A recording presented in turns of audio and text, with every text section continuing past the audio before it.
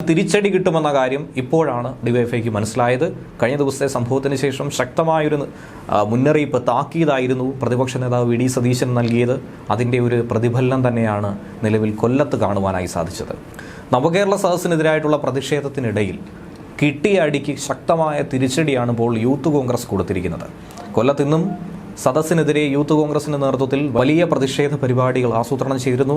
Youth Congress മാത്രമല്ല, KSU, മഹിളാ കോൺഗ്രസ് ഒക്കെ തന്നെ പ്രതിഷേധത്തിൽ അണിചേർന്നിരുന്നു. ചിന്നക്കടയിൽ നവകേരള സദസ്സ് വാഹനം എത്തിയപ്പോൾ ഈ വാഹനത്തിന് നേരെ ആദ്യം കരിങ്കൊടി കാണിച്ചാണ് യൂത്ത് കോൺഗ്രസ് പ്രവർത്തകർ ചാടി വീണത്. തൊട്ടു പിന്നാലെ രക്ഷാപ്രവർത്തകരായ ഡിവൈഎഫ്ഐ പ്രവർത്തകർ എത്തിച്ചേർന്നു. തെരുവിൽ വലിയ ഏറ്റുമുട്ടലുണ്ടായി. പക്ഷേ ഇത്തവണ ഡിവൈഎഫ്ഐ പ്രവർത്തകരുടെ കണക്കുകൂട്ടലൊക്കെ തന്നെ തെറ്റിച്ചുകൊണ്ട് തിരിച്ചടിക്കാനാണ് കോൺഗ്രസ് തീരുമാനിച്ചത്. വടി ഉപയോഗിച്ചാണ് തമ്മിൽ തല്ലുണ്ടായത്. അതിൻ്റെ വീഡിയോ ദൃശ്യങ്ങൾ സോഷ്യൽ മീഡിയയിലടക്കം പ്രചരിച്ചു കൊണ്ടിരിക്കുകയാണ്.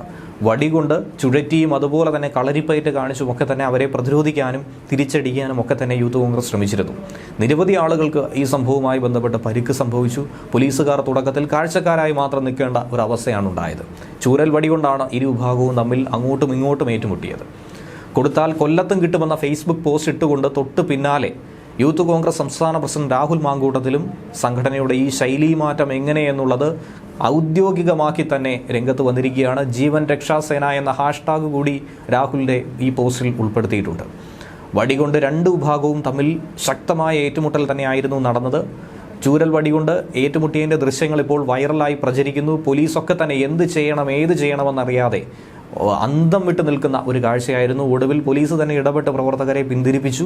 പക്ഷേ ഇതിനിടയിൽ ഡിവൈഎഫ്ഐ പ്രവർത്തകർ തിരിച്ചടിക്കാനായി കടന്നു കയറിയപ്പോൾ യൂത്ത് കോൺഗ്രസ്സുകാർ 18ാമത്തെ അടവ് പുറത്തെടുക്കുകയാണ് ചെയ്തത്. കുരുമുളക്, പെപ്പർ സ്പ്രേ ഉപയോഗിച്ചുകൊണ്ടാണ് അവരെ പ്രതിരോധിച്ചത്. പോലീസ് ഇടപെട്ടാണ് അങ്ങനെ ഡിവൈഎഫ്ഐ പ്രവർത്തകരെ ഇതിൽ നിന്നും രക്ഷപ്പെടുത്തിയത്. ആനന്ദവല്ലീശ്വരം ക്ഷേത്രത്തിന് സമീപം മഹിളാ കോൺഗ്രസ് പ്രവർത്തകർ കറുത്ത വസ്ത്രം അണിഞ്ഞുകൊണ്ട് കരിങ്കൊടി കാണിച്ചൊരു സംഭവം ഉണ്ടായിരുന്നു.